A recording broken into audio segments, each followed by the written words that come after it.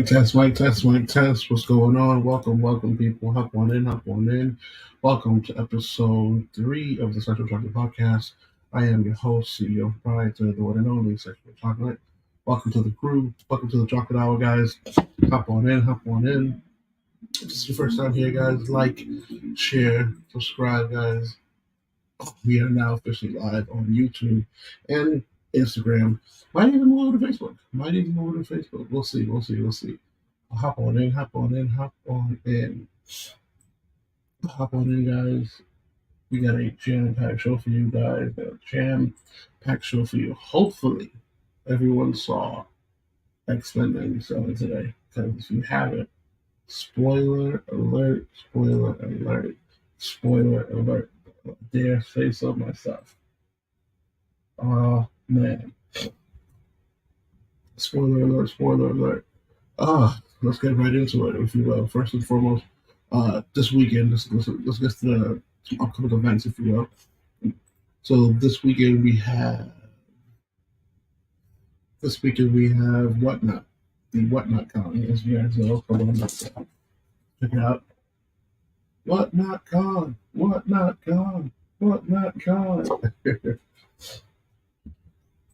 Con is happening this week, right?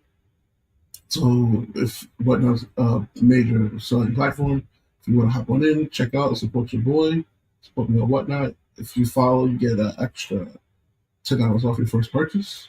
So that's greatly appreciated. Check it out. Follow on Whatnot, yes sir. Also on Instagram and YouTube. So for those that are on Instagram, check us out. SexualChocolate.com, yes sir. Whatnot Con.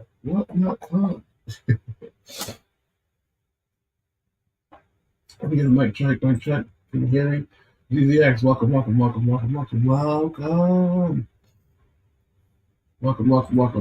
buddy. Oh man, let's get right into it. X-Men 97, episode 5. This one was a doozy. The episode started off and I was just like, I don't know how you feel about it. I wasn't sure. Like, yeah, killer episode, if I do say so myself. Killer episode. Like I said, guys, spoiler alert. If you have not seen it, this is a chance to leave. Because we're going to go right into it. If you have not seen it, this is your chance to leave, guys. It's an X-Men 97.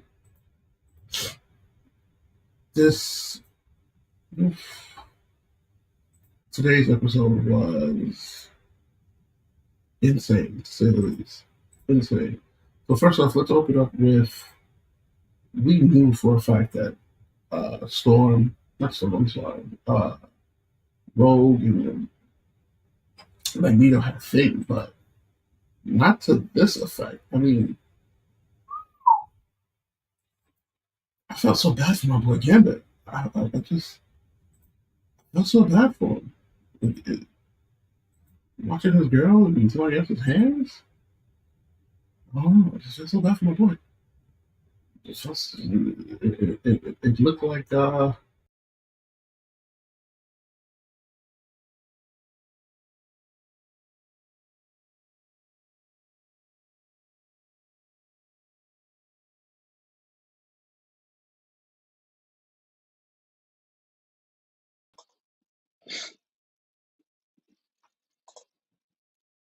that scared me.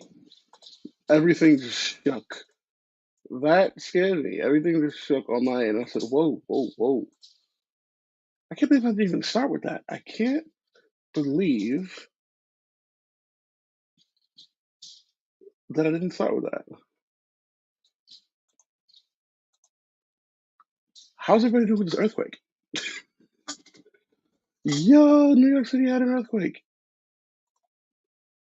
2, to be exact. Because technically there was the first one, right? And then there was the aftershock, if you will.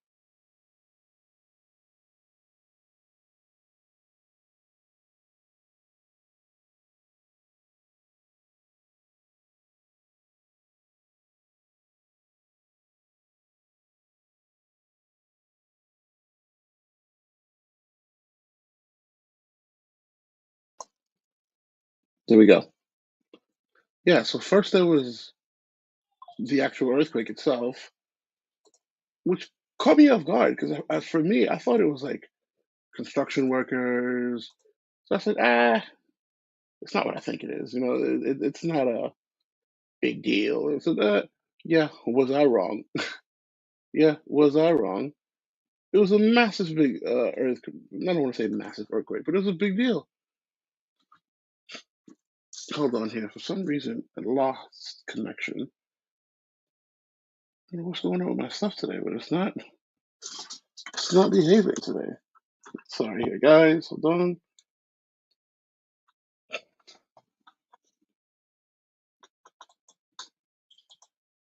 There we go. But yeah, caught me off guard. Where were you guys during this earthquake? I hope everybody was safe. I hope it wasn't too crazy for you guys because it definitely caught me off guard. I was in bulletproof. Junkyard dog. Welcome, welcome, welcome, welcome, welcome, welcome. I was in bulletproof for the aftershock, and I'm sitting there with Noel, and I'm like, wait a minute, this can't be what I think it is. And lo and behold, this is exactly what it was. Grandiose. Welcome, welcome, welcome, welcome. Guys, we just started. 9:30 on the dot. You know what time it is. It's that sexual chocolate hour. Let me get a thumbs up if you can hear me. Mic check, mic check. Testing out a new setup. Still knocking out the kinks on this bad boy. So new setup. How's the audio? Talk to me. How's the feed? New setup, new setup. I'm testing it out. I didn't even have a name for this bad boy yet. I'm still calling it the Sexual Chocolate Podcast, but we'll see. We'll see if that sticks. I don't know yet. Well, we haven't even fleshed out a name for it, if you will. But yeah, like I said, let's get right into it. X-Men #5, X-Men '97, episode 5, officially launched today. I'm gonna keep on saying it until I cry, until the cows come home. Marvel dropped the ball. This bad boy should have been on a Saturday. I'm gonna keep saying it. I'm gonna keep saying it. I'm gonna keep saying it. This should have been on a Saturday, guys. Just the fact that this is on a Wednesday. Out of all days, Wednesdays. Drop it on a Friday at least. But a Wednesday? Come on. Come on. But yeah. Rogue, Gambit, Magneto, this love triangle? Man, what are your thoughts on that? Because I felt so bad for my boy. Watching his girl just dancing and kissing with another man. Like, God damn. Like, how much pain can one person take just watching that? Like, ah. And then on top of that, hump day to get to the work week. You might be right. You might be right. You might be right. But I'll tell you what, though, episode five, episode five, I have not skipped an intro yet. Haven't skipped an intro yet. And I say that because, this day and age, I'm going to watch my show, skip intro. Like, for example, Suits. Watching Suits, right? I watched Suits for like the third time. It's an amazing show. If you haven't seen it, check it out. The minute the theme song comes on, skip. But X-Men '97, that intro is so classic. Dun dun dun dun dun dun dun dun dun dun dun dun dun. I'm not skipping it. I'm sitting there just like a kid in a candy shop. I'm not skipping that. I'm not skipping that. So in that regard, it's good. But yeah, first off, the opening scene, right? Gambit loses his shit with the lady, right? That's interviewing him. Feels so bad because he lost his kid. We'll get to that in a moment because I like how from the beginning they talk about his kid, right? And then the ending. We'll get into that. So Gambit loses his mind regarding that. X Men, Magneto and Rogue go all the way to and Gambit go to Genosha. You get to see Nightcrawler. First official appearance of Nightcrawler in X-Men '97. Tough, by the way. Tough. Can't wait to see him in action because he's going to be a problem. And I say that because if they made Cyclops a badass, oof, can't wait to see it. Can't wait to see it. And I got to put a pin in that. But am I the only one that sees that I don't want to say violence, but that the action, if you will, is kind of like I don't want to say watered down, but it's not as brutal as I thought it would be, right? I thought, like, I haven't seen Wolverine really go ape shit yet, right? So that caught me off guard. Speaking of Wolverine, my boy Wolverine gets a smooch from Gene, and he just walks it off, just like, eh, you forgot your memories real quick. Ooh, I don't know. That's a strong man to do that. He could have taken advantage. He could have taken advantage of her and just be like, hey, you know what I mean? But he just walked it off. You gotta respect that. Gotta respect that. But yeah, getting back to it, Cyclops being interviewed, talking about his son, Magneto, Rogue, Gambit going over to Genosha, right?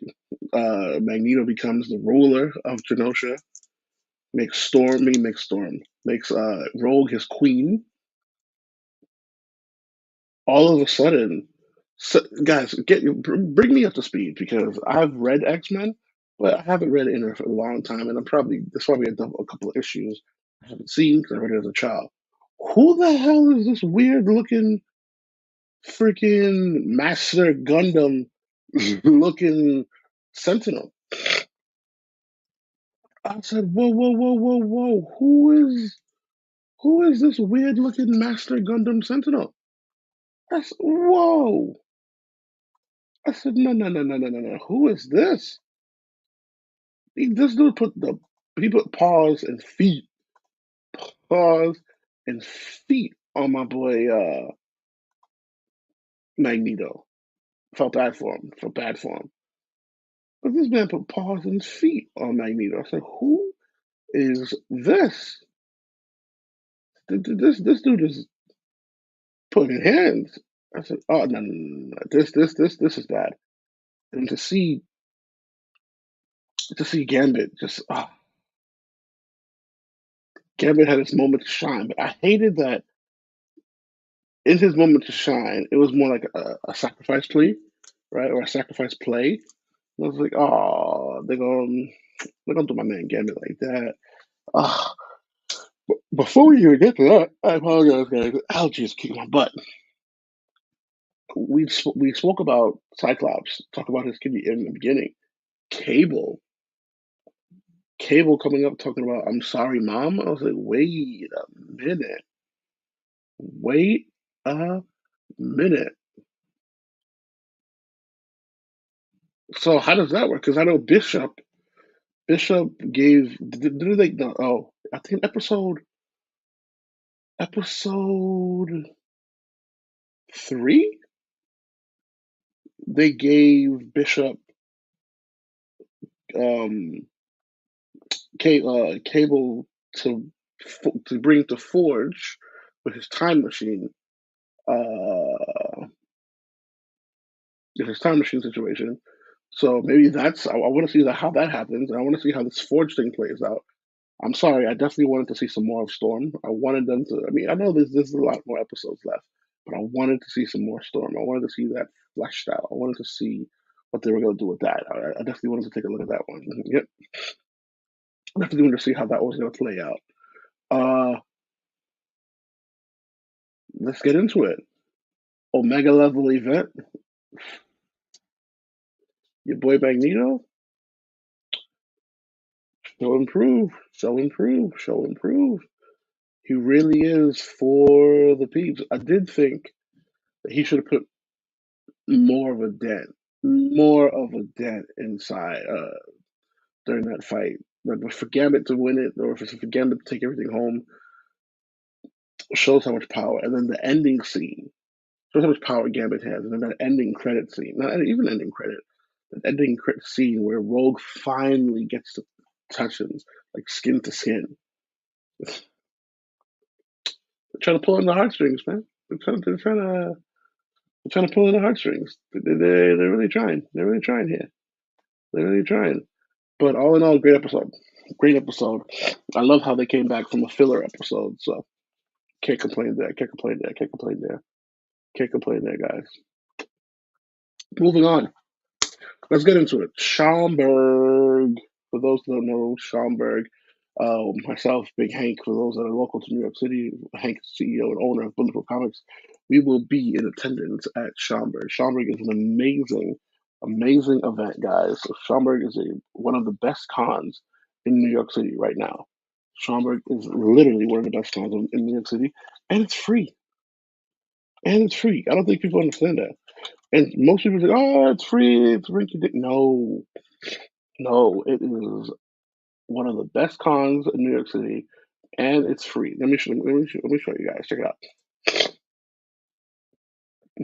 So, excuse me. Check this out. Check this out. Check this out.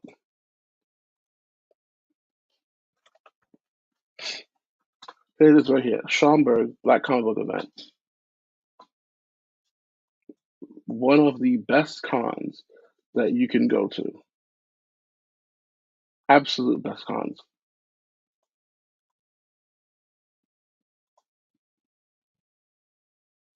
Doesn't get better than Schomburg, in my opinion, when it comes to cons, because they really take care of you. They really take care of you. 12th Annual Schomburg event. Check this out.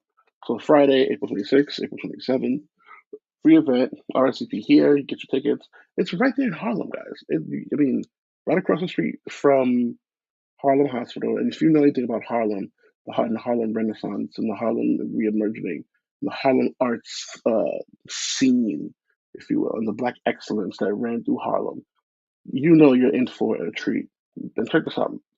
This year you have John Jennings, who's the original creator. Check out the full schedule. Check out the full schedule. Oh, come on now. Look at that. You have John Jennings, Dr. Walter Greason, Deidre Holman, which is amazing. Tim Felder, right? CEO of Diesel Funk Studios is going to be there. Amazing event. He's going to be teaching people on how to draw Black superhero in comics. This one right here is going to be jam packed. Aletha Martinez, David Walker, guys. I don't think you understand the magnitude of David Walker going to a con. One, second of all, David Walker being at a con that's free. David Walker is one of the three creators of Bitterroot, uh, one of the writers on Power Man and Iron Fist as well. David Walker has done some covers for the hip hop, Marvel hip hop. For those that are into the Marvel hip hop homage covers, he's done a few. Normally, you can only meet him in cons where, like Heroes Con. I think he was a Terrific Con. He may have went to New York Comic Con, but it's been a good. It's before COVID, right? It's way before COVID. So to actually have access to these individuals, or have access to these artists, is a big deal, and that's the main theme of Schomburg, right? So we're New York Comic Con. New York Comic Con, you got to pay for the ticket in advance. Tickets already 100 something. So because you're not gonna go for like one day, if you will, right? Ticket might be $70, $80 for a day. But you're not gonna go for one day. You're gonna go for the whole all 4 days, right? You're gonna, get there. So you're already out 200 bucks before you even walk in. Then you have to wait on the lines, and then you have to go to your artist of your choosing and pay for a sketch or a signature, and that's if they're going to be there. So you're already out 250 before, and you only did one thing, and you just got there. You didn't do anything. You just got there. Schomburg is the inverse of that, where you have these top creators of the African American diaspora, right? So let's go back and take a look again, if you will. Sorry, excuse me. So you have these top creators, if you will, Vita Ayala. Vita, I can't stop talking about Vita Ayala. She is the Tom Brady of Bulletproof. Cannot stop talking about Vita Ayala. Vita Ayala, Aletha Martinez, everyone here name the big name, but I'm talking about the individuals that I know. I don't know everyone, but David Walker, Aletha Martinez. Aletha Martinez has written the Nubias. She's drawn covers for Static. She's drawn covers for Wonder Woman. She's drawn covers for Spider Man. She's worked with Marvel, DC, Image. The list goes on, right? So these are heavy hitter. Vita's claim to fame, if you will. So not only did she write the Children of the Atom, she wrote on the original Marvel voices. Right? She also wrote Static, the new iteration of it, if you will. So she wrote Static. So these are heavy duty writers and authors and artists and illustrators and editors that are coming to you, and they're coming to you with the mindset, I'm going to give back, right? That's the whole idea of Schomburg. So you get all these great creators of color and or people who understand the culture, right? Because it's not like creators of culture. I say that to say Hank, and I don't get paid to say this, he doesn't pay me to say it, but I've watched how he moves. I watch how he conducts business. I've been watching for years, and for the last 4 or 5 years, I've had a front row seat to see how he conducts his business, to see how he acts when things goes wrong, to see how he acts when things go right. Right? So I can say that I know him and I understand his heart. I've seen Hank, who is an Asian man, go above and beyond. He promotes Schomburg as if he's getting paid for it, right? He has a store in the middle of a predominantly African American locale. He could have easily went to Chinatown and made buku bucks and made amazing money and raised the prices as well. But no, he stays in the neighborhood that loves him, and he loves the neighborhood, and we love him back for it. And I say that to say Schomburg is just like that. We have creators that understand and love the culture. Then you have creators from that culture, African American creators and culture. Oh, the one and only Sir Darius. Hello, guys. If you do comment on YouTube, your comment will be highlighted and shown, guys. Appreciate. Sir Darius, cello. But yes, Schomburg, you have top creators that work with Marvel, Indie, DC. Oh, Indie. Didn't even talk about Indie. Marvel, Image, DC, you name it. Top cow. They're going to be there, and they're going to be there in a capacity where they are willing to give back, right? So, where if you meet them at Terrificon or New York Comic Con, they have no problem saying, yes, I would like $10 for a signature. Schomburg is going to be entirely different. I met Aletha Martina at Schomburg. I got a few books signed by her, and she absolutely said, sure, here's my price. And I paid it willingly. It was definitely cheaper than the rest, but she needs to listen, she got to eat. Just pay for the booth and this and that. And absolutely. Schomburg, if they decide to charge, right? And I say if they decide to charge, it's going to be a nominal fee. That's one. Two, Schomburg is mainly about giving back. And you're probably like, wait, let me show you. So a buddy of one of my comic mentors, right? Because I only have two, Sir Darius, who's here, and Damon Scott. And I apologize, Joe Illage went to Schomburg last year, right? When they went to Schomburg last year, John Jennings, who, if you don't know, 7 of his books are up right now for an Eisner Award, right? So think about this. 7 of his books are up right now for an Eisner Award, which in the comic industry is one of the highest prestigious awards that you can get for the comic in the comic book industry. Out of those 7 comic books, every single one of those books were books that he was giving away for free last year at Schomburg.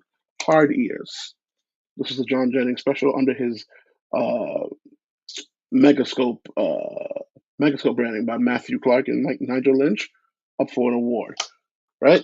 Check this out. This one, guys.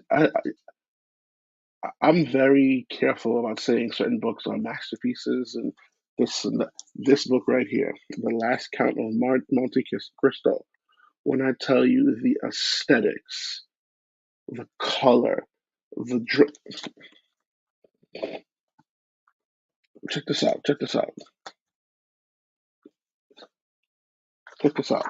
Look, look at these bad boys. Look at this. It doesn't get any better than this, right? And then this is a slipcover on top of it as well. This book it was given out for free, and you see it right here, signed John Jennings, 2023.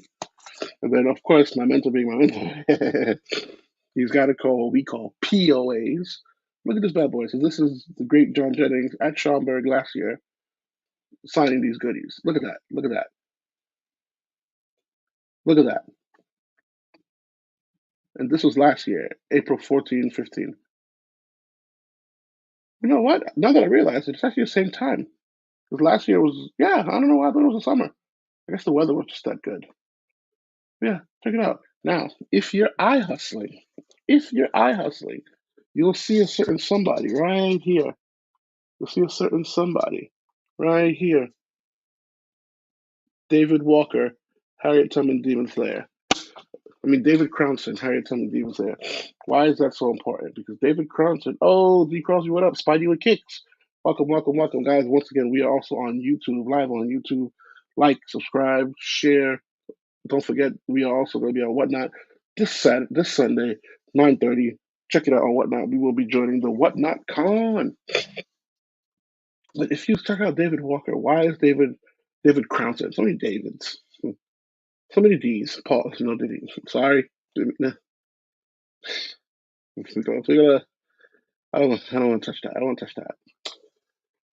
David Crownson, who created Harry Tubman Demon Slayer, is working on a title with with one of the greatest horror creators, Rodney Barnes, who's created Blackula. He's gonna have Harriet Tubman Demon Slayer versus Blackula. Maybe they may have an appearance. I don't know. All I know is you want to be at this year's Schomburg. On top of that, ladies and gentlemen, on top of that, if you know what this is, these are a blast from the past. Tribe cards. Yes, ladies and gentlemen, Tribe. Larry Stroman, Todd Johnson, Tribe cards. Now, why am I bringing them up? What's so special about this? Because this year, not only will David Walker be there, but you're going to have the both creators of Tribe in attendance. Why is this such a monumental thing? Tribe was one of the first African American comics to sell 1 million copies. Now, to sell 1 million copies, Fareed, what's going on, baby? What's going on, baby? Appreciate. They sold 1 million copies when, at the time, this was unprecedented, right? So it's like if you compare it to back in the day when you had to actually go to the store and buy CDs, right? And you sold 1 million copies and you went platinum. Where now you can stream a song 7 times in one day and call it a day, and you go platinum. Tribe went platinum by selling 1 million copies. And not only did they sell 1 million copies, because there's one thing, you can sell 1 million copies in 4 years, so 1 million copies in 5 years. They sold 1 million copies in the shortest amount of time. V-Rob! V-Rob, what's going on? What's going on, baby? Welcome, welcome, welcome, welcome, welcome, welcome, welcome, welcome. Appreciate.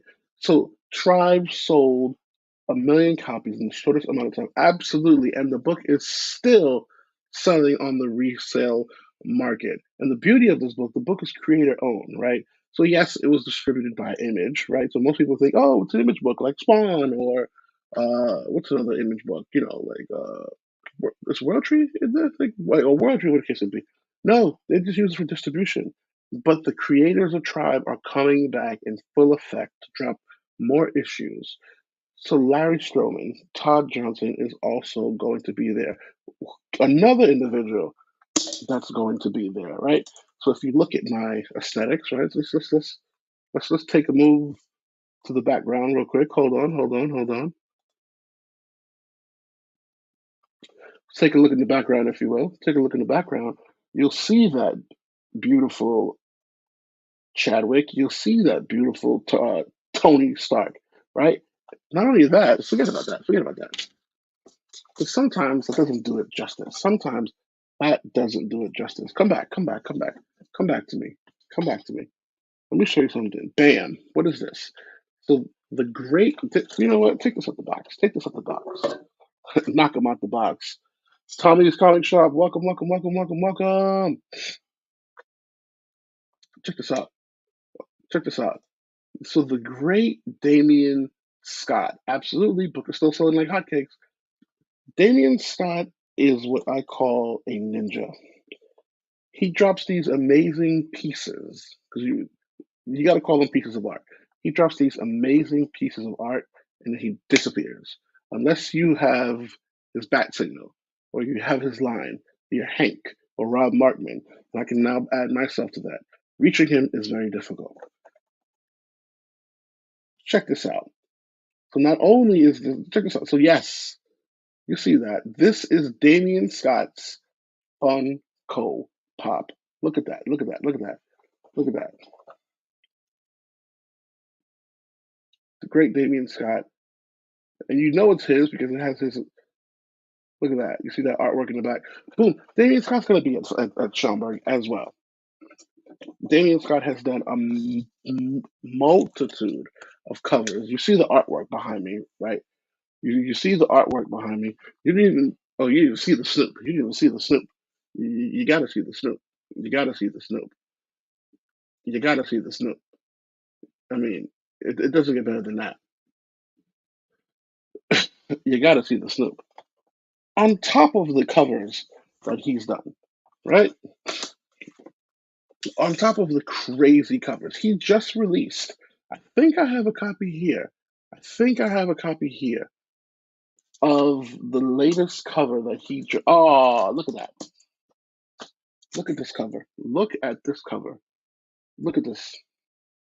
This is Damian Scott's recent Justice Society cover. Look at that. Look at the detailing on this. This just came out a couple weeks ago. Sold out everywhere. You know your boy got a couple copies, but look at that. Look. Like really take this in. Like these are not rinky dink or just regular. Now I'm gonna put the photo back up so people can see it. But understand, everyone needs to start somewhere, right? So we're not throwing shade. We're not negating that because one day Damian Scott and David Walker were neophytes in the comic book game, right? They were newbies, but that's not what's happening here. You're having people at the type, at the precipice, at the height of their game, coming to you for almost for free or a nominal fee. It doesn't get better than that. Not only is this a free event, it's also a kid friendly event, right? Like you could bring your family to Schomburg, and I say that because most cons, and I'm being very careful here, most cons have designated days to bring your little one because I don't want to say they're not kid friendly, but it can be a bit overwhelming. It can be a bit daunting and tasking, if you will. And you also have to remember some individuals or some people they do cosplay as well, and some of the cosplay may not be suitable for youngsters. I'm not saying you may not see that at Schomburg because I saw some people cosplaying last year, but for the most part, it's a family friendly event. That's on top of that, they feed you. Well, you know what? Let me stop saying that because I was told that this is only but they take care of you, right? And on top of all of this, this is in the Schomburg Library. It's a nonprofit event. So at New York Comic Con, it's a straight cash cow. Everyone's there to get paid. Let's not play games. New York Comic Con, everybody's there to get paid. Yep, V Rob, absolutely loving that color. So listen, I'll give you guys another close up. Look at that. I'll give you guys another close up. Another close up. Check it out. Let me get that glare off. There you go. Get that glare off. But you know what? I might have to take another bag on board because the bag is killing that glare. There you go. Let me take this down. Absolutely. Guys, I live in Brooklyn, so I apologize. But look at that. Look at that. Look at that. Look at that. I only have one problem with this cover. I have one problem with this cover. And this is why I say I need to work for some of these comic book companies because they do things that make me upset. In my opinion, this cover should have been a full virgin. This should have been gone. This should have been gone. this should have been gone. That's one, right? That's one. There should have been a full virgin cover. Absolutely. I hate minimal trades. If you're gonna do it all the way. Do it right. Or I have a saying: if you're gonna do it right. This should not have been a minimal trade. This should have been a full virgin. Absolutely. Yep. Unfortunately, I hate minimal trades. I don't blame you. Yeah. No. This should have been a full virgin. Now, because Damian Scott is a part of the Bulletproof Brigade, he's a friend of mine, friend to the podcast, friend to the show. I don't believe that this should have been foil. I believe that foil would actually destroy it. If you went and made this all foil, it would have destroyed it. What they should have done is give it that 90s treatment and give it spot foils where only certain elements were foil. So, like right here may have been foil, right here may have been foil. Maybe the outline of some of these would have been foil, right? Just to give it that pop, right? Maybe a few more would have been foil, but that should have been it. Not too much, but they could have added that extra. If you were gonna go minimal trade, you should have added a foil, that spot foil, not full foil, because full foil would have destroyed it, in my opinion, because there's so much going on. Full foil would have destroyed it, but this should have been a full virgin, full virgin. Yeah, exactly. Either traded virgin. Yep, yep. Yeah, DC. It's not just DC because, and I feel some of the. I apologize, guys. I think I have allergies or whatnot, so I'm trying to minimize that. The sniffs. I think the powers that be don't understand certain artists and their reach, right? And I don't think they understand certain covers. For example, the you guys know my favorite Static cover is that Static number 4, Nick Draper Ivy, Akira cover. That cover should have been full foil. Full foil. The fact that it wasn't is insane. They dropped the ball on that one. DC dropped the ball on that one. That cover should have been full foil all the way. Give it the full treatment. That cover should have been full foil. Absolutely. The fact that it's not drives me insane. That's one. Also, with this cover, I feel like they could have went with this, right? Made it like a cover B, and then give us something more premium for cover A. And the reason I say that is because while we know that Damien Scott's art is top notch, his name doesn't, and this is me being super respectful. To me, his name may not carry the weight that his art and his presence carries.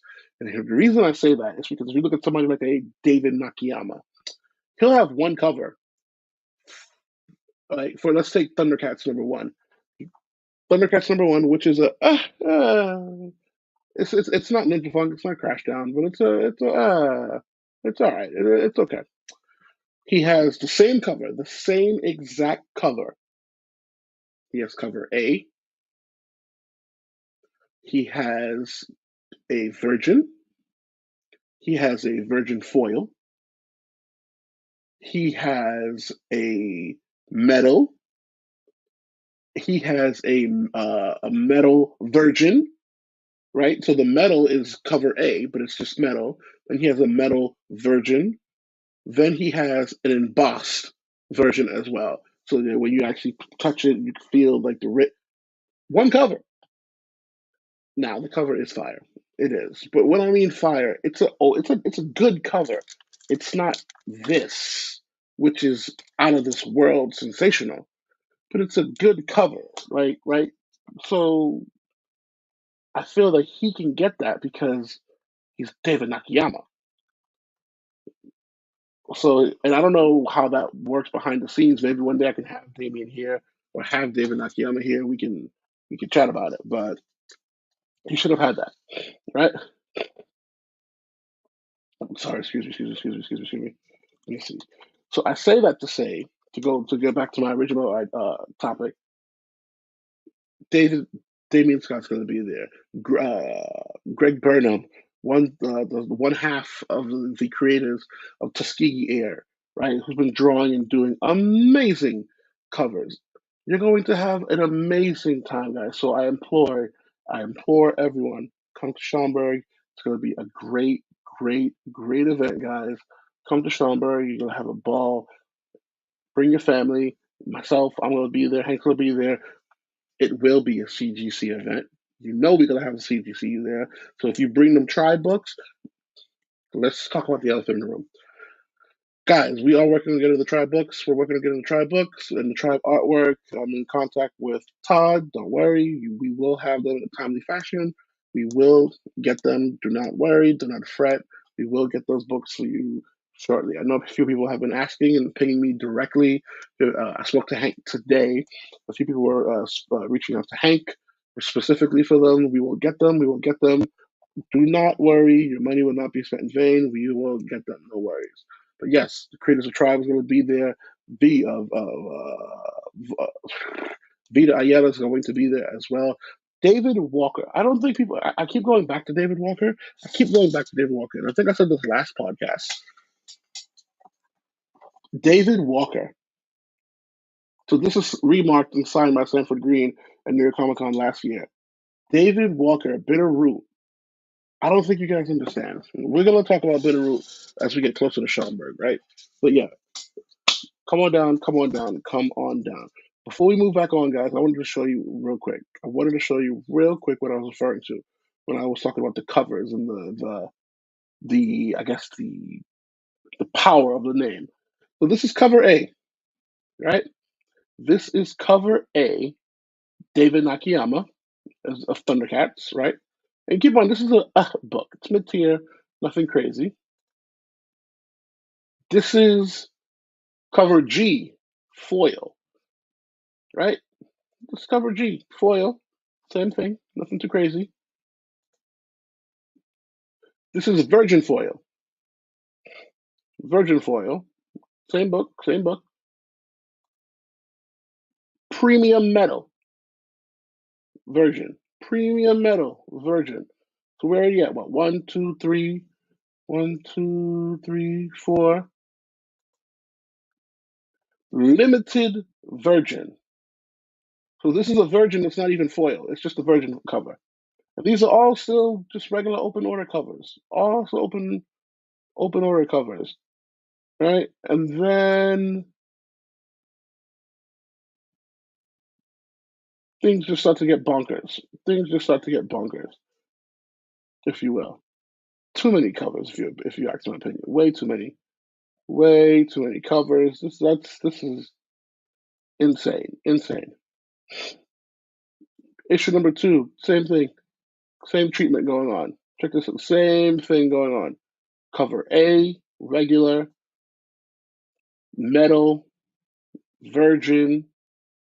Like it's too much. It's too much. So I feel that DC, they know who to give the full treatment to, and there's some artists where they're like, if you will, which really isn't fair. Which really isn't fair. Moving on, guys. Schomburg. Guys, I cannot implore you enough. Come to Schomburg. Come to Schomburg. Come to Schomburg. You are going to have a great, great time. Awesome. Guys, I wanted to bring it up to you guys. So 2 things. One, I gotta name this podcast. I don't know what to name it. Should I call it the Sexual Hour? Should I call it the Chocolate Hour? Should I just call it the Sexual Chocolate Podcast? Should I call it the Playhouse? I don't know. So I'm leaving it up to you guys. I'm gonna see what you guys take. See, get a couple options, and from there we'll have uh, people vote on them and see what happens, if you will. Awesome. I wanted to check out some books this week, guys. So just stick with me. I wanted to do my books of the week. Let's do it. So let me show you guys my polls, and we're going to talk about each book that I read this week. Let's do it. Let's do it. Let's do it. Let's do it. So here are the books that I pulled this week, guys. Check it out. Beneath the Trees, number 5. Invincible Iron Man, 17. Mighty Morphin Power Rangers, number 3. Oof. Rat City, Thundercats, Transformers, Ultimate Black Panther, number 1, reprint. Peach Momoko, Ultimate Spider-Man #1, fourth print, Marco Tichetto. We got to get into the Ultimate Spider-Man #1. We got to get into that. Ultimate X-Men #2, Peach, both covers, cover A and Peach variant, and then X-Men 92. I want to start with X-Men 92. I want to start with X-Men 92, guys. Have you guys read X-Men 92? Am I the only one reading it? I want to hear your thoughts on that. Is anybody else? Oh, sorry about that, guys. Is anybody else reading X-Men 92? I mean, X-Men 92. I'm sorry. X-Men number Ultimate X-Men #2. It's I didn't see this cover. This cover is actually pretty sick. Mike Cho, let me see. This cover is actually pretty dope. Okay, it's an interesting read to me.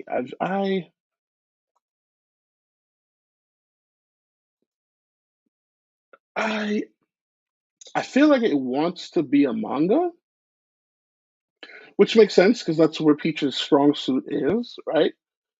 So she comes from that horror, Japanese horror manga background. That's where she got started from, and you can kind of see those elements in the background here. I, it's in its own world to a degree, meaning it's new characters. They're isolated to their own town, so they're in Japan. The powers are kind of cool, but it seems it's I haven't grasped where we're going with this book yet, right? I haven't grasped it, and I say that to say, Ultimate Spider-Man #1. We know where we're going. It's amazing. It's awesome. Black Panther #2. Issue #1 pissed me off. Issue #1 pissed me off. I did not know where we were going. Issue #2 got me right back on board. Ultimate X-Men #2. I'm not sure if it's for me. I want to read it because I want to have the story in its full continuity, so that when Ultimates come out, I'm fully read up and well versed. But it's a tough read for me. It's a tough read for me. It's a tough read for me.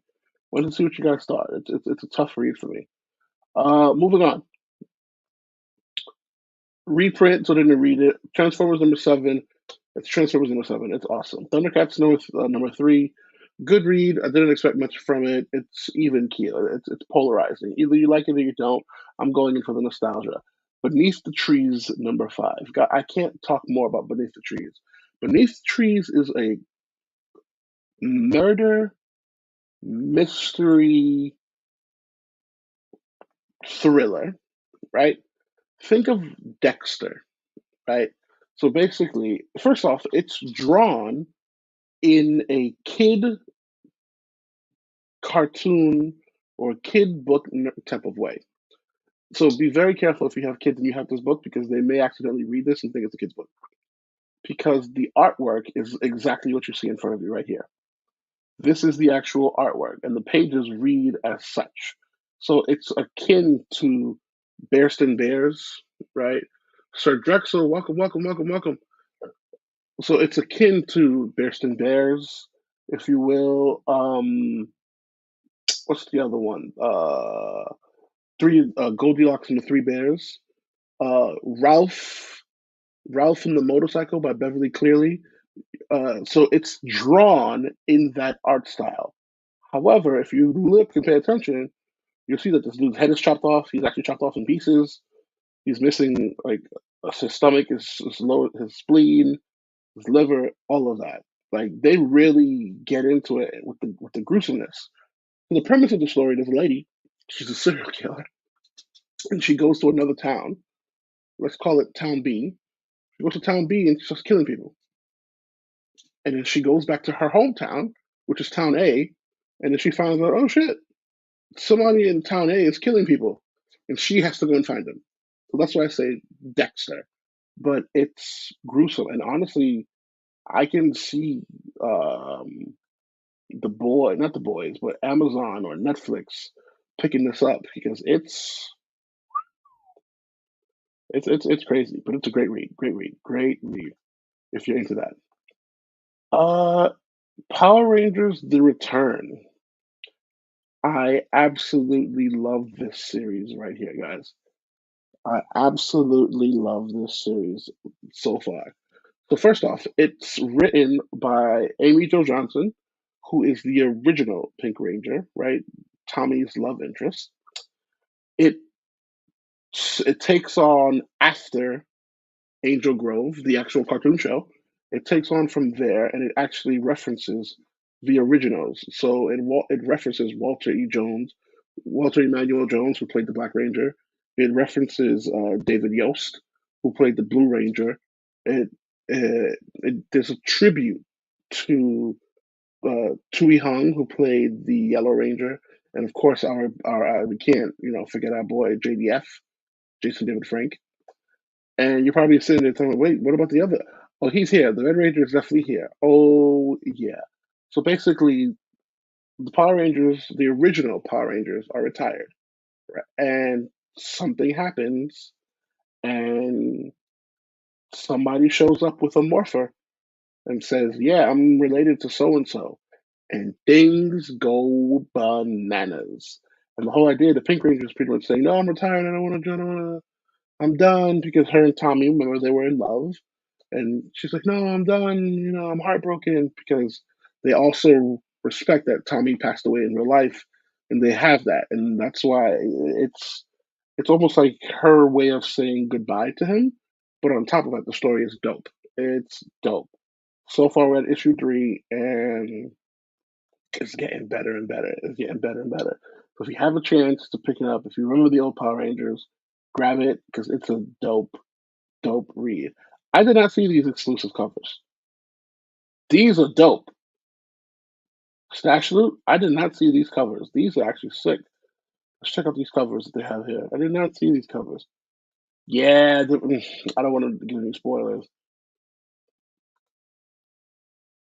Yeah, rest in peace, Tommy Oliver, Jason David Frank. Ah, Suicide is a B. Ed Piscar, Jason David Frank.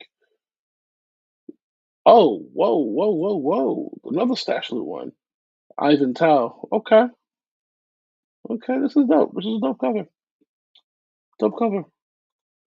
Let's check it out. Let's check it out. Rat King is the last one we're going to talk about. I haven't really done Spawn. And you're probably like, what? This isn't a Spawn. This is Rat King. It's a Spawn book. It's a Spawn book through and through. And I like how they did it. So pretty much, uh, Peter Cairns, who's this guy, he's a soldier of war, and he loses a limb or limbs due to war, right? We're not going to get into it. Basically, the prosthetic that he receives has Al Simmons' blood in it, and it allows him to become a Hellspawn. So remember, Al Simmons is dead, and he's in Hellspawn. Peter Cairn is alive, but he has all, I don't want to say all, but he has the powers of Spawn. And issue 1 already made me go, oh, they're not playing. So it takes place in like a cyberpunk universe. Like if you ever play, for those who ever played Call of Duty, like Call of Duty Modern Warfare, so high technical, technically advanced place, like really cyberpunk environment, but they throw that Spawn level in there, and so I'm intrigued. And honestly, this is the first. Correct me if I'm wrong. So Darius, I don't know if you're still here. V Rob, to my guys on Instagram as well, because we are simulcast live on Instagram and YouTube at the same time, guys. I don't know if this is the first. I think this is the first Spawn spinoff outside of Sam and Twitch that does not carry the Spawn name in the title. Because Sam and Twitch originally started in Spawn and had their spinoff, so people knew that they were tied to it. But this one, if you just look at it on the surface, you're like, Rat City. Is this a Spawn book? It looks like it. I'm not really sure. But I believe this is the first. Oh, yep. So Darius says, yes, this is true. I believe this is the first Spawn spinoff where the protagonist is not related or has never been in a Spawn comic book before, and the title does not carry Spawn. Because we've had like Gunslinger Spawn and King Spawn, and Spawn presents. That's what it is. Spawn presents Sam and Twitch, even though they originally came or were in a Spawn title as they were the cops. But yeah, this is the first one, and Todd McFarlane signed off on it. Todd Father's his name is in the book. Obviously, he's one of the editors, so probably has the final say. So far, I'm intrigued. So far, I'm intrigued, gentlemen. Outstanding, outstanding, outstanding. I believe that was the last of the polls for this week, right? Confirm. Last poll. Invisible Iron Man number 17. At this point, they're just in cruise control. They're in crowd control. They're in crowd control at this point. They're in crowd control at this point, guys. So you guys get a look-see, a peek behind my curtains, if you will. Well, X-Men 97 is pretty much talking about the episodes, if you will. That's just straightforward. It's relating to the books. I mean, to the art, to the comic. I mean, to the cartoon, and it's cool. Let's see what we have for next week, shall we? Let's see what's next week. Uh oh. Cobra Commander, guys. If you haven't gotten on Cobra Commander, I highly recommend that you do so now. Miles Morales, 19. Amazing. Moon Man, guys. There's a lot of people bringing out books here. A lot of people, from Crashdown to Ninja Fun to Damien to Harriet Tubman Demon Slayer. A lot of people are pushing out their own titles. Some of them are hits. Some of them are. Moon Man is a hit. You see it right here. Kid Cudi presents Moon Man. And if you, I did my research. If you've read Radiant Black, and you know that Image is doing a Image or Massive verse, Moon Man is going to be a part of that universe. So get your covers now. And the writing is because remember, the Kyle Higgins, right? Kyle Higgins is the creator of Radiant Black. So he already has an established track record of writing amazing books and also Mighty Morphin Power Rangers. Like he already has an established track record. And listen, Moon Man is a hit. It's a hit. Look at these covers. Look at this cover. Look at this cover. Right? Wait till I show you the next one. Oh, that's that OBJ, Ivan Tao when he catches it. Look at that. Look at that. Ah, come on now. And then issue number 3. We got to go to issue number 3. Issue number three's cover, gorgeous. Wait for it. Wait for it. Oh, they don't show you issue number 3. What are we doing? Actually, I think it was issue number 1 that had it. If I'm correct, I think it was a Jordan catch, a Jordan dunk. Where was it? Where was it? Where was it? Yes, it was. Yep, issue number 1. Yeah, I know it wasn't crazy. Issue number 1. But guys, Moon Man. If you get a chance, read it. It's been hot. Hank can't keep it on the on the shelves.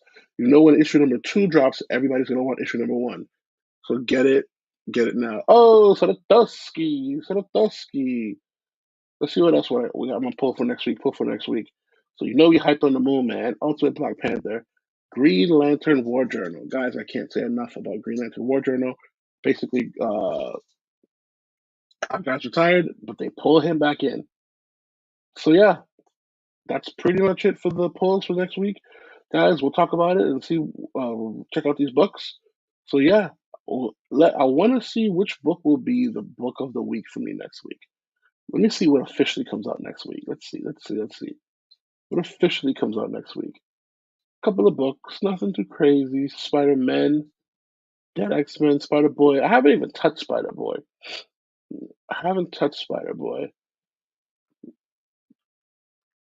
Animal Pound, not for me. I'm trying to see what comes out next week. Something epic. I used to pull that on pull, but it just got too much. It got too much. So the next week looks like a quiet week, which is okay. Next week looks like a quiet week. Another Ultimate Spider-Man #3 printing for next week. Godly. Ugh. It's too many. It's too many. It's too many. It's too many. Bloodshot. Oh, that reminds me. By the way, guys, this is gorgeous. This is gorgeous. By the way, guys, speaking of Bloodshot, do not forget that May 4th, which is literally right around the corner, so it wouldn't drop then. It'll drop that week. May 4th, which is right around the corner, free comic book day. We're gonna have Will Torres, JJ Abrams, or JJ Tor. I forgot Hank Davis is his name, and Dennis Camp. Dennis Camp, who is also writing The Ultimates. So if you think Ultimate Spider-Man is amazing, The Ultimates is going to be. So remember, guys, be there, get there early. You're gonna get 4 free book, 5th printing, Mark Ultrachannel. God dang it! This book is hot. This book is hot. This book can't sit on the shelves. That's how hot this book is. I I want to know what's the highest printing a book has gotten to in terms of popularity. Like, has a book ever gotten to 10th printing? Like, is 5th, 6th? I've seen books go to 5th, but I've never seen a book go to 6th printing. And this Ultimate Spider-Man looks like it's about to blow it out of the water. Ultimate Spider-Man looks like it's about to blow it out the water. Where's the Ultimates? Hold on.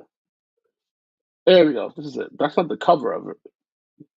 Ultimate Universe and Spider-Man #1. So yeah, guys, this book right here, everybody's gonna want it. Everybody's gonna want it because this is gonna give you that Ultimate Universe that's gonna be written by our boy Dennis Camp. So Ultimate Spider-Man, Ultimate Black Panther, Ultimate X-Men is all gonna tie into this right here. And our boy Dennis Camp is writing it, and we have him. He's gonna be at our shop signing books, and it's going to be amazing. So make sure you guys have your pulls, have your books. Oh man, I can't wait. I can't wait. I can't wait. Ladies and gentlemen, children of all ages, I appreciate you guys for rocking with me. Once again, my name is Sexual Chocolate. Thank you guys for hanging. Don't forget to like, subscribe. Once again, we will be at Schomburg this Sunday. We will be on Whatnot during the Whatnot Con. May 4th, we have Bluetooth Comics for free comic book day. Schomburg, April 26th, April 27th. Make sure you are there. Get your tickets now at Eventbrite. Also, can't believe I need to speak about this. You know Scotty Young is going to be at Terrificon? That's right there at Connecticut. That's literally an hour and a half away. Scotty Young, who hasn't been in the New York vicinity for maybe 4 or 5 years, is going to be at Terrificon. So Terrificon will have Scotty Young this year. It's going to have Jim Lee. I mean, Scotty Young alone is already a problem. I know people who said I'm going just for him. Sorry, excuse me. So this already is going to be a jam-packed event. Let me see who they've announced so far. Let me see. Let me see who they have announced so far. Greg Capullo, and I went last year with Hank, and it was awesome. We had a great time. Let me see. Let me see. Let me share this so that I can share it with the people. Let's check it out.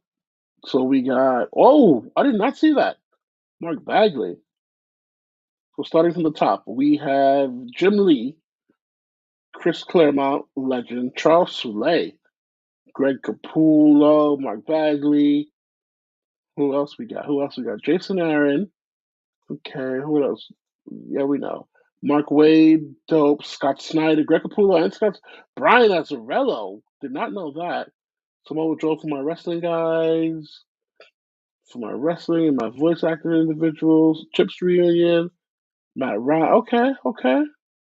Clerks reunion. Okay.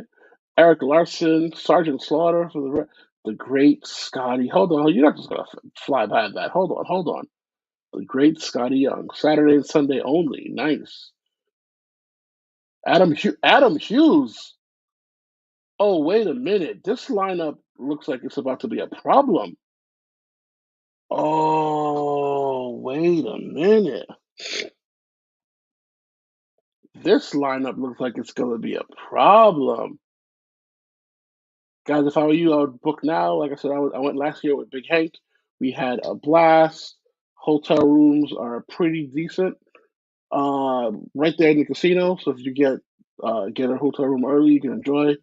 But yeah, this is just the beginning, guys. Because last year, this is where I saw Dennis Cowan. We gotta talk about that, guys. We gotta get in depth about me and my first time meeting the great Dennis Cowan. We gotta get into that. But yeah, I don't know. I don't know if I'm gonna make this one because I got two kids now. So yeah, but God, this lineup looks sick. All right, guys, that's it. That's my time. I will see you guys next Wednesday, 9:30, here live on Instagram and YouTube. Catch you later. You can see me. Hold on, you go on the CT again this year? What? Ah, yeah, Ben Wilson. Listen. I don't know, man. This looks good. Scotty Young. There's a couple of heavy hitters. And where they have it, right? So for those who haven't been to Terrificon, it's it's smaller than New York Comic Con, right? It's smaller than New York Comic Con, but the layout is better, right? Let me know. The layout is much better. And the reason I say that New York Comic Con is I enjoy New York Comic Con, but it's tight, it's packed. Everybody is in one room in Terrificon, right? So everyone is in one room and they shift half of the room where it's like comics and toys and books or whatever, and then the other half. When is Terrificon? Terrificon is hold on, free. I got you. Appreciate you for hopping on YouTube. Oh, I like your icon. Terrificon is August 16, August 18. It's a dope event. So all the artists are in one room, right? Let me see if I can get a map. Do they have the map up yet? Because it should be the same layout. Uh, no, they changed the website. Or they haven't updated it yet, but it's the. Sorry, excuse me. Let me clear my nose. Yo.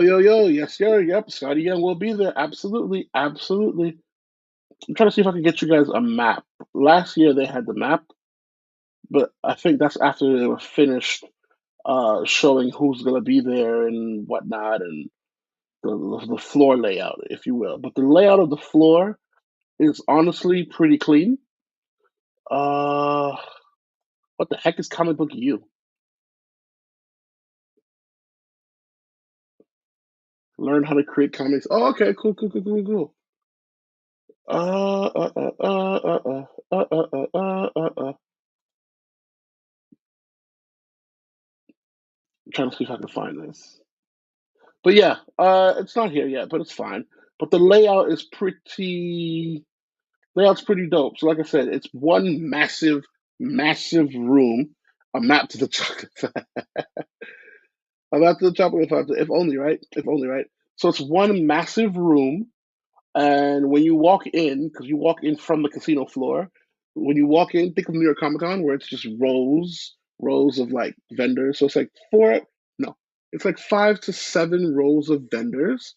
There's a back wall that's like for the bigger stuff, and like there's like a car display. People who want to they're giving away like a car, the big ass Goku's type statues. So it's pretty spacious, but it's one floor, right? And then as you get closer towards the back, the floor opens up in the middle, and then there's the same 5 rows, but those 5 rows are artists, right? So that's what you call artist alley, and then it's artists, comic artists, and then as you open, as you walk in, it's completely open. It's like a big ass dance floor, if you will, and on the walls are the celebrity artists, if you will, like the actors. the Michael Rokers, the Nolan Norths, if you want to get like photo ops and such. And that's what they are. So the layout is probably the best that I've ever seen for a con. The only other con that they used to have the best layout, they used to, was Icon. Icon, the Panera Brothers had, they used to have the best layout, but they changed it and they destroyed it, in my opinion. But Terrificon right now has the best layout of a convention, and it's not as crowded as you would think, right? So I was there Friday, Saturday, Sunday. Oh, Pat was here. What up, baby? So I was there Friday, Saturday, Sunday at Terrificon. Friday was pretty much Thursday from New York Comic Con. So that day you can literally hit everyone up, get all your signatures, get everything done. Saturday and Sunday is a bit heavier. Sunday is definitely a bit more quieter. But keep in mind, it seems that our boy Scotty is only going to be there Saturday and Sunday, which is still fine because it's Scotty freaking Young. So yeah. And then like I said, the lineup seems crazy. Adam Hughes, Jim Lee. I want to see what else they have because Chris Claremont was there last year.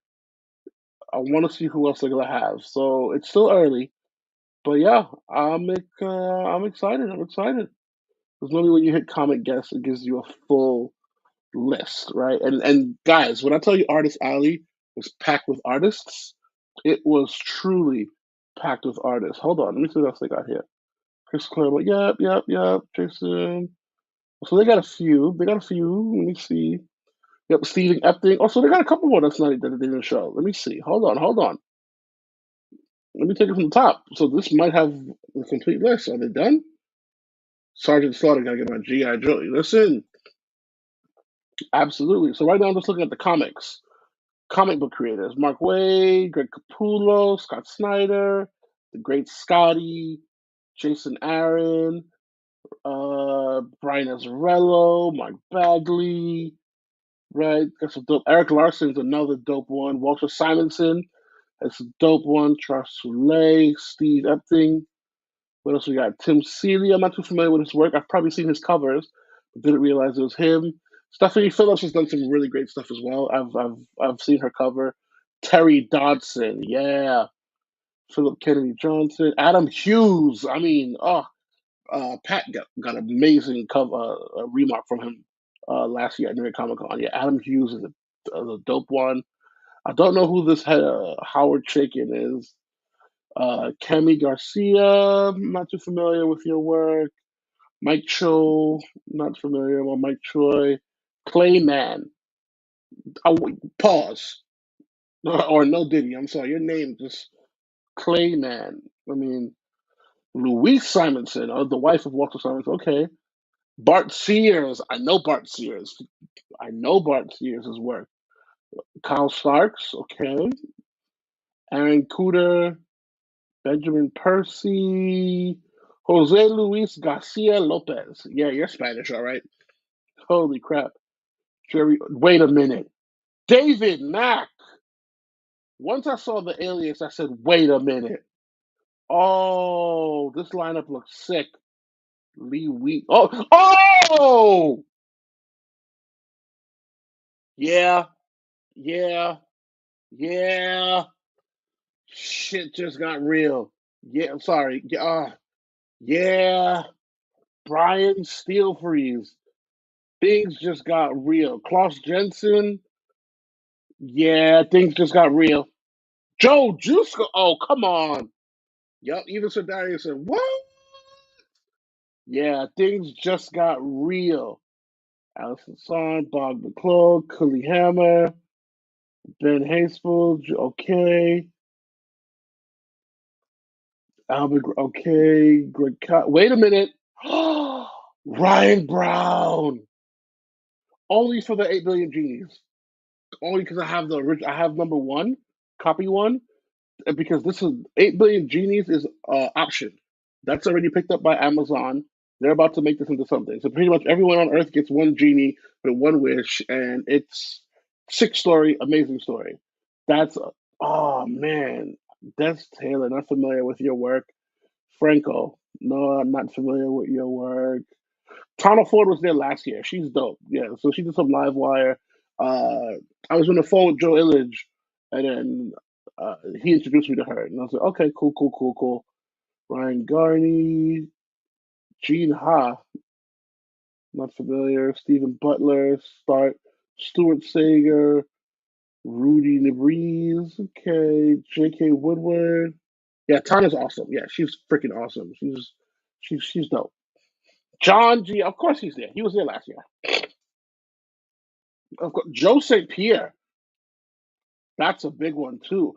Oh, Buzz is gonna be there this year. Buzz is gonna be there this year. Okay, okay.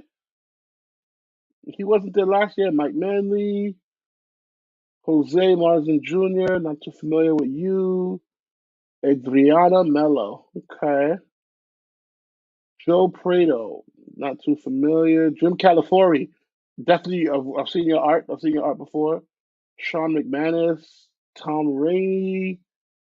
Dan Parrott. That sounds familiar. Uh oh. The great David Carounson is in the room. David, I was just talking about you, talking about Harry Tubman Demon Slayer. Can't wait to see. Hold on, guys. Can't wait to see uh Harry Tubman Demon Slayer versus Blackula, and you know the chocolate is going to stop by and spread some love at your table at Schomburg. Actually, I'm upset with you. I am upset with you. I apologize, but I am highly upset with you. My right hand man, Lynn, has a Harriet Tubman t shirt. Where the hell do I get one? I want a Harriet Tubman Demon Slayer t shirt. And he wore it at New York Comic Con last year. And I said, where did you get this from? And he was like, don't worry. And I said, word. That's how it is. It's like, yeah, Dave, we got to rectify that. The chocolate needs some, I need some gear. I need some merch. I need some gear. I need some merch. But no, it's all love, man. You've been amazing. I can't wait to see what else you got in store. I can't wait to see you at Schomburg. Awesome, awesome. Listen, this is how it is in the Chocolate Podcast, guys. Just have to. No, he didn't. No, he didn't. Keith Williams is going to be in attendance. Keith Williams is a friend to the show, an amazing artist. Oh man, Howard Mackey, Terry Kavanaugh. Get that man a T-shirt so he can give me his Woody. Listen, Thirsty. I'm working on it, getting you a Woody. Paul Kipper, guys, we're still Chris Campagna. Okay. Rachel Ordway. She was there last week. I think her father was there as well. Yep. So yeah. Listen, Keith Williams is a juggernaut, guys. If you don't know, he's one of those silent guys. When I say silent guys, so we may know the cover artist, we may know the writer, but we never know who the illustrators or the colorists are, right? So there's people that actually color in the lines and give the color, and the people that actually draw the lines themselves. They're not always the actual artist, the cover artist, or the writer per se. Keith Williams is one of those legendary dudes that has drawn on a lot of our books that we love.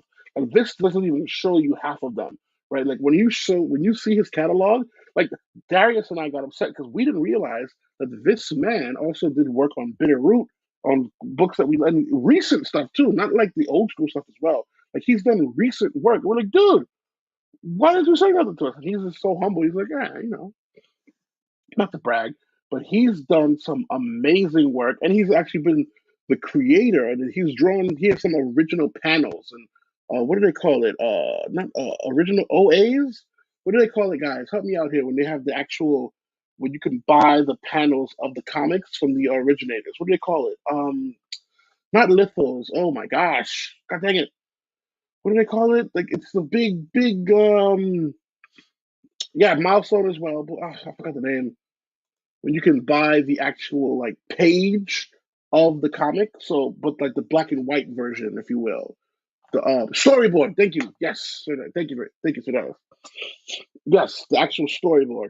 Like he's done a lot of storyboards for a lot of our great comics that you'll never know. Like he is Dennis Cowan level. Like he's up there. Let's see who else we got here. We got Chris Campagna. Rachel Ordway is nice. I saw her last year. Lily Butler's a sweet lady. I saw her last year. I don't know who you are, but you give me Mr. Ewok and rest in peace Ed Piskar vibes. Not in Mr. Ewok's my guy, but the art style. You know what I mean? You give me that vibe. What else we got? Bill McKay, Zombie Tramp. Yeah, this is like I think I know you for that. Oh, my guy, RGB, Ryan Gary Brown. So, quick story here. Ryan Gary Brown, whenever he sees me, he always gives me a high five. He's like, whatever you want, I got you. Last year, New York Comic Con, actually, where is it?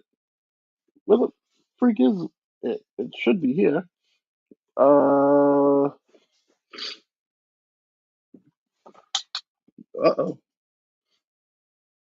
Did I give it away? I might have. Oh, lower than it. Hold on, hold on. Hold on here, ladies and gents. I'm about to say, did I give it away? I've been given so much from the sexual sack. Like, did I give it away?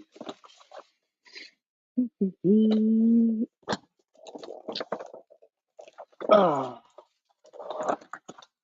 Here we go. So last year, yeah, I know, right? Both Ryan Browns. That won't be confusing. But one is Ryan Gary Brown and one is Ryan Brown. So last year, Terrific on, I see Ryan Gary Brown and I go, yo, RGB, what up, baby? He goes, sexual chocolate, what's up? And I was like, I'm looking at his artwork and I said, have you ever done a remark on a Funko? And he looks at me, he goes, a remark on a Funko? No. And I said, you sure? And he's like, yeah, I've never done it before. I said, you want it? And he was like, I guess. I guess.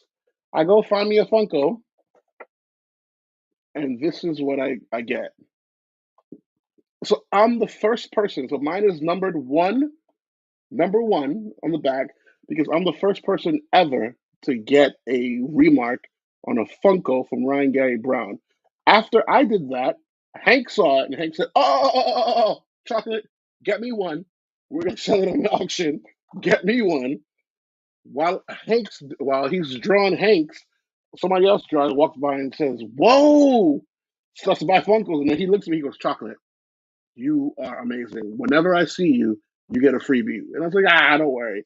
But I'm the first one to get a Ryan Gary Brown remark. I started it. And so now he's like, whenever he goes to cons, people want remarks from him. And I'm like, yeah, yep, great. And so, yep, fun little story. Yeah, Ryan Gary Brown. Oh, Black Cotton. Black Cotton's dope. Yeah.